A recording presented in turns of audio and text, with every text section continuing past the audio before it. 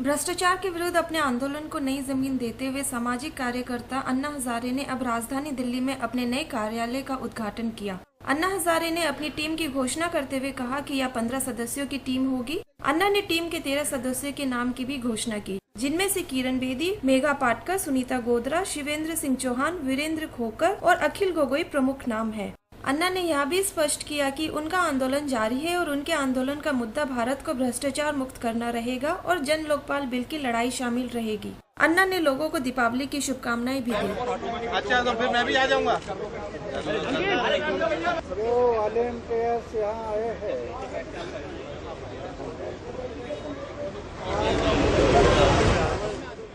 आज अपने आंदोलन के कार्यालय का उद्घाटन हो गया है।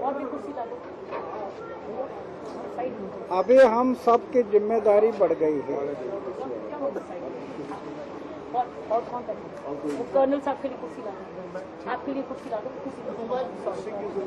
माफ करना। हमें जो आगे के लिए महत्वपूर्ण ये देश और समाज के लिए 2-3 काम जो करना है, एक तो भ्रष्टाचार मुक्त भारत,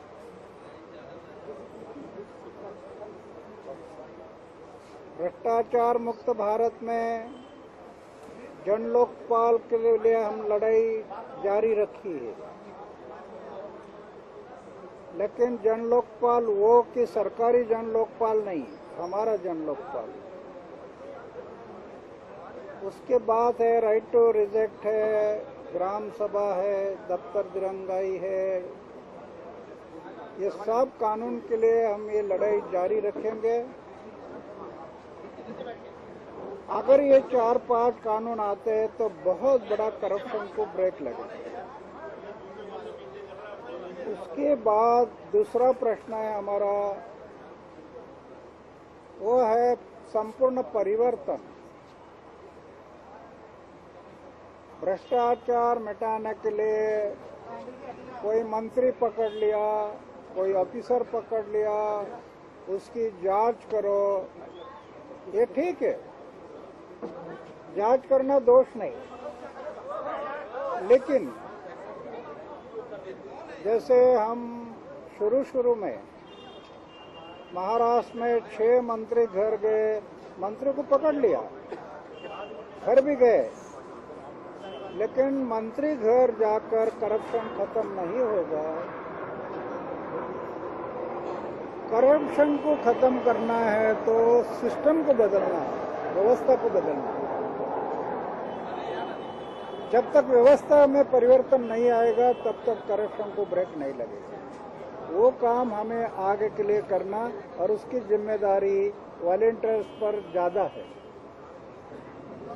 कि वो जड़ में जाकर ये लोगों को जगाने का काम जो करते हैं वो महत्वपूर्ण है।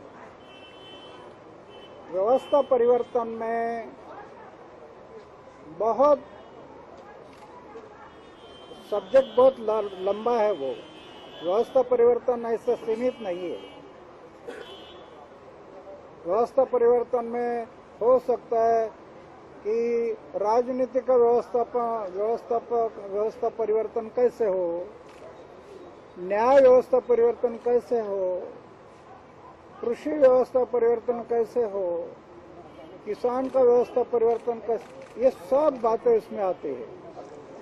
ये इतना छोटा विषय नहीं है। लेकिन हम मोटे तौर पर ये सोचना है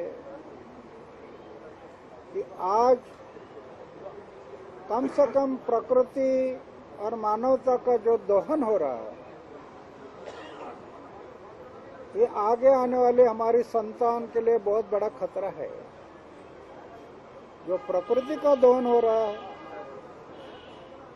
मानवता का दोहन हो रहा है, इसको हम कैसे रोकें?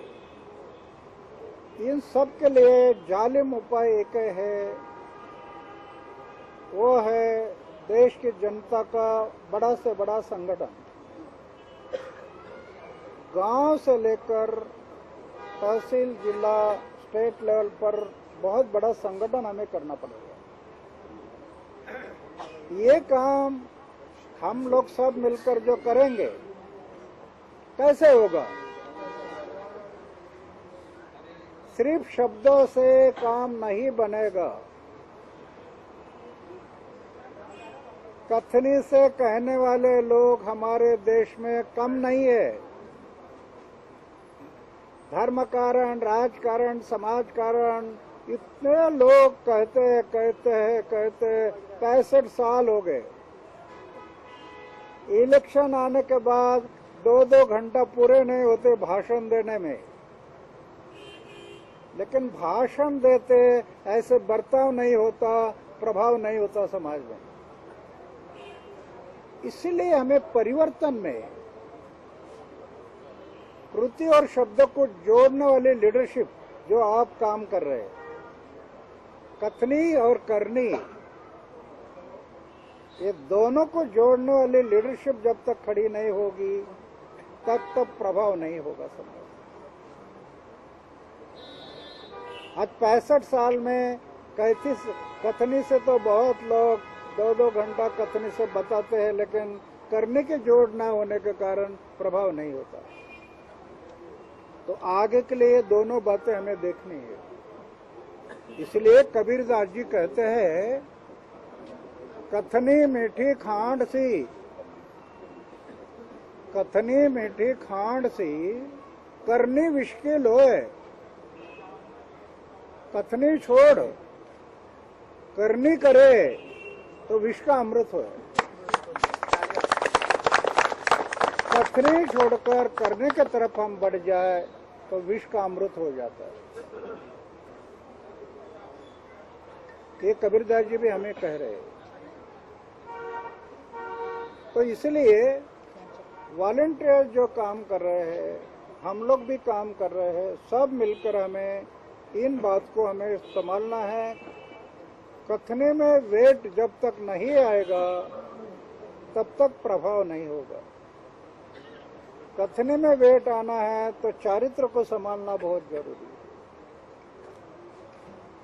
लोग हमारे तरफ देख रहे हैं, सवेरे से शाम तक हम क्या खाते हैं, क्या पीते हैं, कहाँ रहते हैं, कैसे चलते हैं, कैसे घूमते हैं, इसकी तरफ समाज का ध्यान है।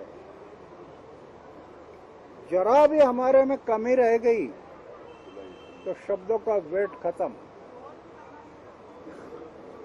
सैंपल एक किसी ने गुटखा का पुड़ी मुंह में छोड़ते समय किसी ने देखा, शब्दों का वेट खत्म। बहुत संभालना पड़ेगा, बहुत संभालना पड़ता है।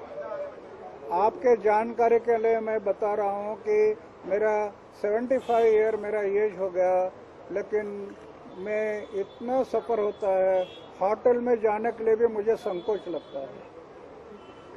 अगर मुझे होटल में बैठा किसी ने देखा तो मेरे शब्दों का वेट खत्म हो जाएगा, ऐसा मुझे खतरा लगता है। इसलिए होटल में नहीं जाता। सबके लिए मेरा संदेश नहीं आप मत जाओ, लेकिन इतना संभालना पड़ता है। अगर हमारे शब्दों में वेट आना है तो इन सब बातों के लिए हमें सोच करना है।